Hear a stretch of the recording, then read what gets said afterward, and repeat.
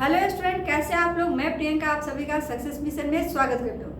जैसा कि आप जानते हैं, बिहार में जो है आपका ताबड़तोड़ जो है वैकेंसी चली रही है। जैसा कि 2023 जो है आपका ये बहुत ही एक वैकेंसी के मामले में जो है अगर देखा जाए तो इतिहास रचने वाला जो है ये साल है, ठीक है। जिसमें शिक्षक भर्ती में जो है बहुत सारे आपको वैकेंसी आई थी और अभी भी फिर आने वाली है, तुरंत आने वाली है। जिसमें पहले जो था बीएड वाले को हटा दिया गया, एग्जाम वगैरह लेने के बाद भी उन लोगों को ऐसा मतलब ये नहीं था, बहुत ही दुख की बात है।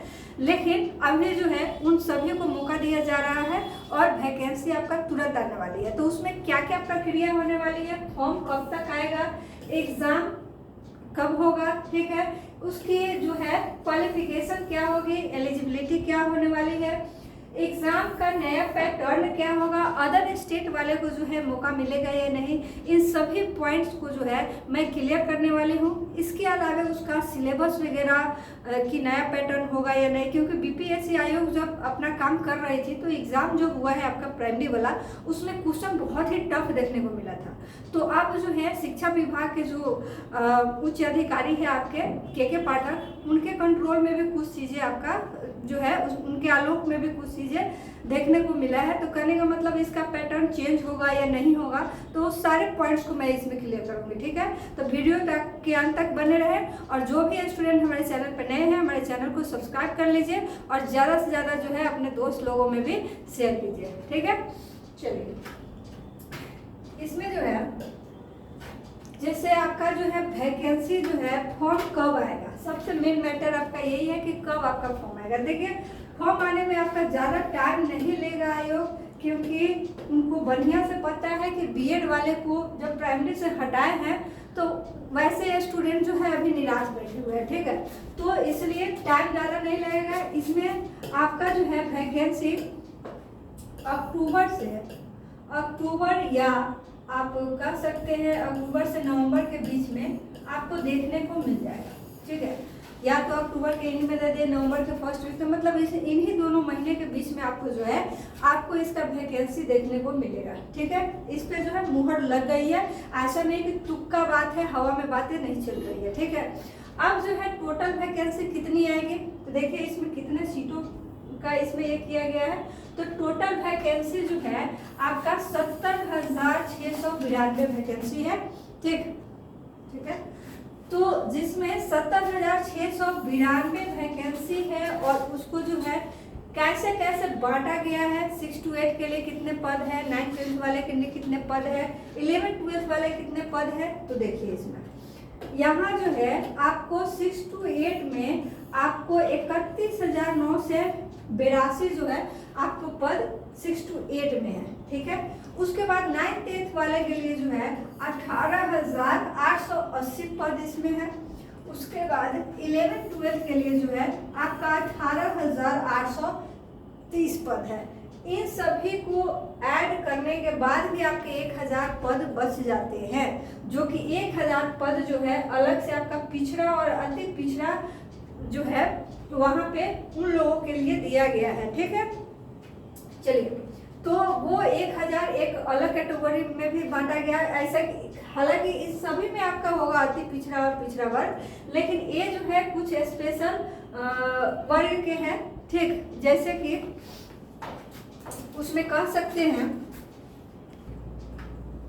तो इसमें कह सकते हैं पिछड़ा और अति पिछड़ा, तो इसमें भी आएगा। लेकिन ये जो है कल्याण विभाग के लिए, ठीक है, कल्याण विभाग के जो है पिछड़ा और अति पिछड़ा, उनके लिए जो है 1,000 सीट जो है उनका फिक्स किया गया है। तो टोटल मिला के आपका 70,692 सीट बनता है, ठीक है।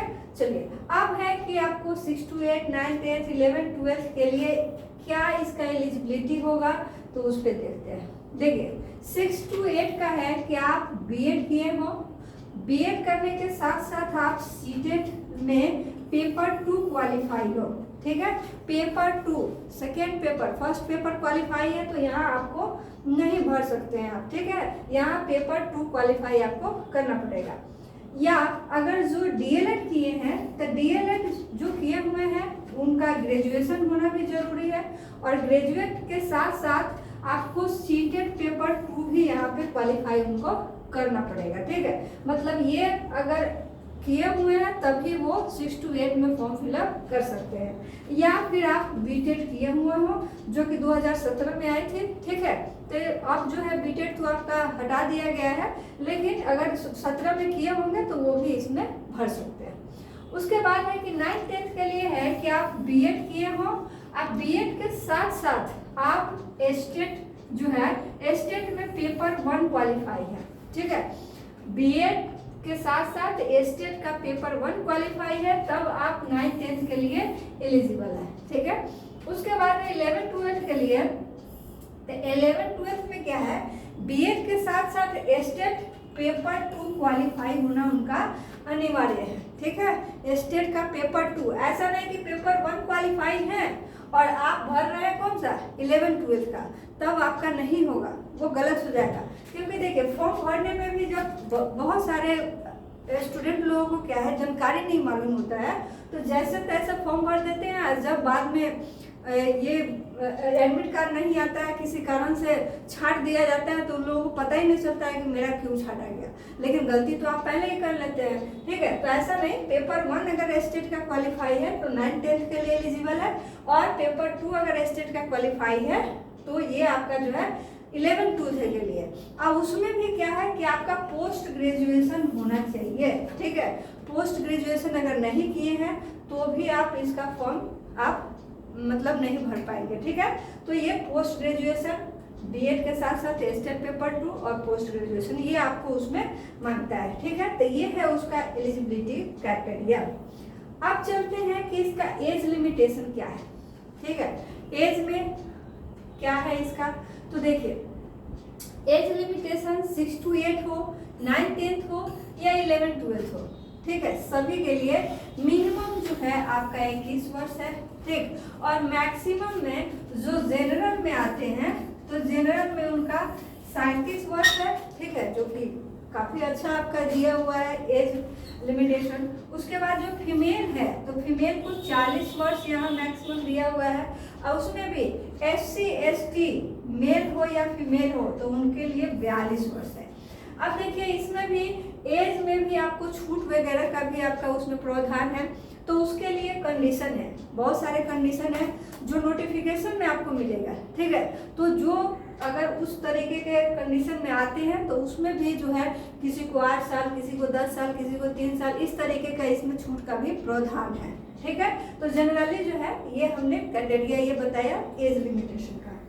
अब आपका आता है कि क्वालिफाइंग मार्क्स क्या है। अगर हम एग्जाम देते हैं तो हमें कितना मार्क्स लाना होगा कि हम क्वालिफाई करेंगे। ठीक है, तो सबसे पहले कि आपका जो पेपर है, जो मेन पेपर है, देखिए इसमें आपको 2 पेपर होते हैं, एक लैंग्वेज का होता है, भाषा का। तो भाषा का पेपर जो है आपको 100 मार्क्स का होता है। ठीक, जिसमें जो है 2 पार्ट में बटे होते हैं लैंग्वेज पेपर, एक तो आपका 75 नंबर का और एक 25 नंबर का।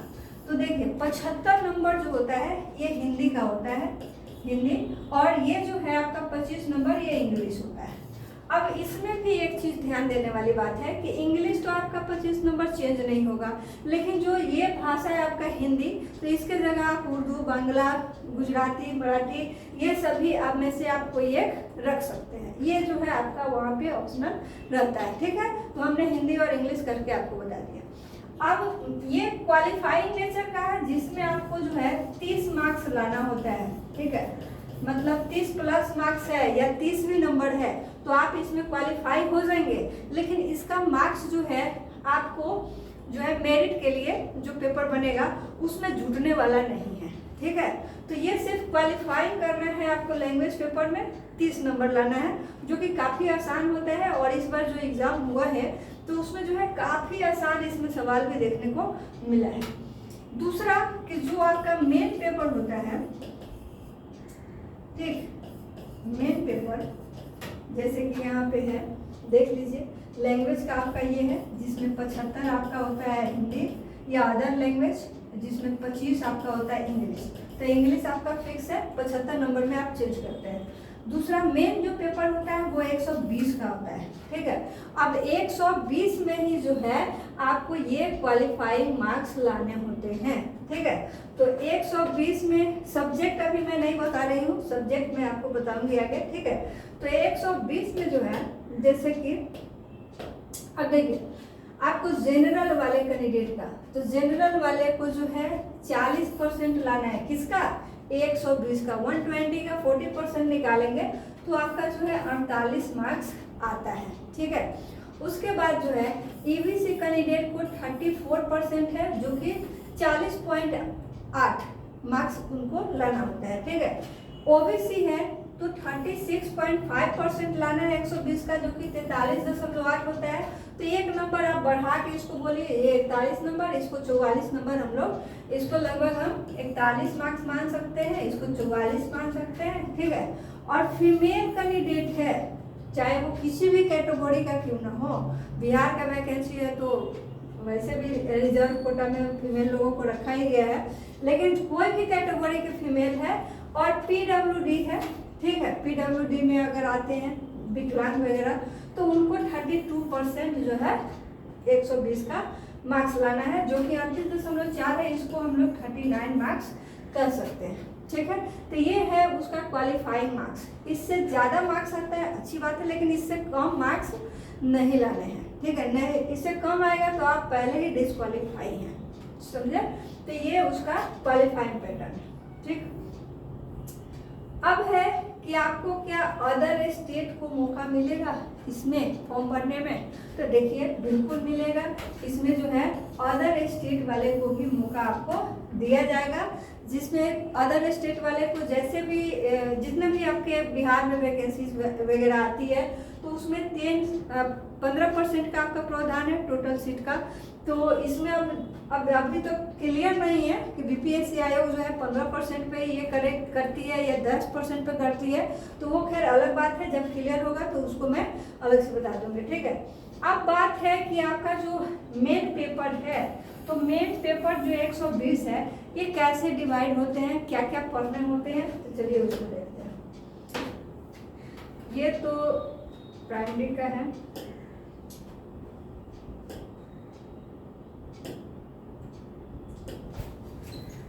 ये प्राइमरी का है जिसमें,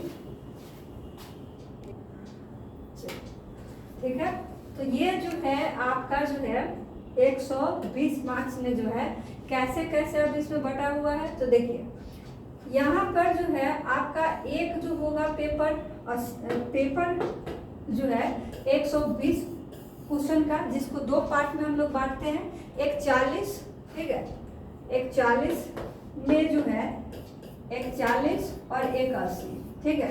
अब जो है 40 मार्क्स में जैसे कि यहाँ आपको दिया हुआ है, दो भागों में बटा है, तो पहले 80 मार्क्स का समझ लेते हैं। 80 मार्क्स जो होता है एक विषय पत्र होता है, जैसे कि उम्मीदवार द्वारा इन पत्रों में से किसी एक पत्र का चुनाव किया जाना है, हिंदी, बांग्ला, उर्दू, इस तरीके का, ठीक है। और जो भाग 2 है जो कि 40 मार्क्स, तो संस्कृत, अरबी, फारसी, अंग्रेजी, विज्ञान, गणित, सामाजिक विज्ञान, मतलब कहने का है कि जो मेन सब्जेक्ट होगा उससे आपका जो है 80 नंबर का सवाल आएगा। और जो 40 है इसमें आपका मैथ, रीजनिंग, जनरल सभी उसमें मिक्स होते हैं, ठीक। तो ये जो है आपका जो नोटिफिकेशन है या ये जो पेज है, ये जो है आपको वीडियो के डिस्क्रिप्शन में भी मिल जाएगा, वहाँ से जो है आप इसको डाउनलोड करके आप इसको पढ़ सकते हैं कि किसका कौन सा विषय है, कौन सा विषय पढ़ना है, ठीक है। तो ये यहाँ से आपको देखने को मिल जाएगा। तो अब बात रही कि आपका एग्ज़ाम तो फॉर्म तो आपका आ रहा है अक्टूबर से नवंबर में, तब एग्ज़ाम कब होगा, ठीक है। एग्ज़ाम इसका कब होगा, एग्ज़ाम कब होगा, एग्ज़ाम होगा तो रिजल्ट कब तक आएगा, ठीक। ये सभी चर्चा है अभी। अब देखिए फॉर्म आपका अगर मान लेते हैं कि अक्टूबर नवंबर में आता है, ठीक है, अगर नवंबर में चला जाता है फॉर्म, ठीक, तो नवंबर में आपको फॉर्म फिलअप करने के लिए भी तो टाइम चाहिए, तो कम से कम तो 10-15 दिन आपको टाइम दिया जाएगा। अब 10-15 दिन आपको समझिए, आधा नवंबर आपको चला गया फॉर्म फिलअप करने में, उसके बाद कुछ प्रिपरेशन के लिए भी आपको टाइम मिलेगा, ठीक है।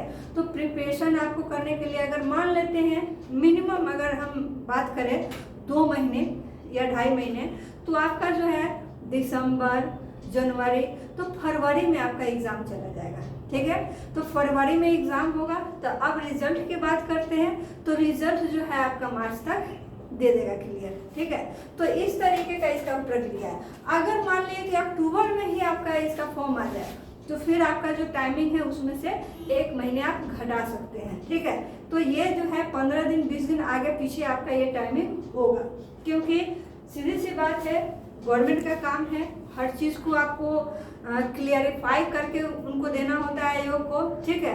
क्योंकि आपने देखा है कि बीपीएससी का जो प्राइमरी का आपका बहाली आया था, उसमें भी बहुत बार जो है फेरबदल किया गया, उसमें बार बार नए नए संशोधन हुए, ठीक है। तो ये सभी चीज़ों को जो है अब दोबारा ना दोहराए आयोग, इसलिए सारे चीज़ें क्लियर करके अब आप लोगों को देंगे। एक और मेन पॉइंट है कि आपका एग्ज़ाम का, कि इस बार जो एग्ज़ाम हुआ है आपका, तो लेवल कुछ बहुत ही ज़्यादा हार्ड था, ठीक है। तो देखिए अब जो है शिक्षा विभाग के जो अपर सचिव है आपके के पाठक, तो उन्होंने भी कुछ चीज़ें अपने अंडर ले ली हैं। तो उनके हिसाब से अगर कुछ चीज़ें अगर मिल के अगर करते हैं बीपीएससी आयोग और वो, तो हमें लगता है कि उनके जो एग्ज़ाम का जो पैटर्न है सवाल वगैरह का, तो उसमें आपको कुछ चेंजिंग देखने को मिलेगा। और ये 100% गारंटी है कि आपका जो इस बार का पेपर आया था, उससे जो है पेपर को अब आसान किया जाएगा, ठीक है। अब इतना आसान नहीं किया जाएगा लॉलीपॉप की तरह कि आप एकदम खुश हो जाए। पेपर है, क्योंकि बिहार में आपको जो है एक क्वालिटी वाले शिक्षक को रखना है, तो इसलिए पेपर जो होगा लेवल मतलब ठीक ठाक लेवल में जाएगा। ऐसा नहीं कि आपको एग्ज़ाम देने आए हैं मैथ का, अब पूछा जा रहा है चाइनीज़, तो ऐसा कुछ नहीं होगा, ठीक है। तो ये थोड़ा बहुत चेंजिंग आपको देखने को मिल सकता है, ठीक है। तो अगर और भी कुछ इस तरीके के अगर आते हैं नोटिफिकेशन या कुछ अपडेट आते हैं, तो मैं आप लोगों को बताऊंगी। उसके लिए हमारे चैनल को सब्सक्राइब कर लीजिए, ताकि कुछ भी इस तरीके का आता है तो आपके मोबाइल पे सबसे पहले उसका नोटिफिकेशन जाए।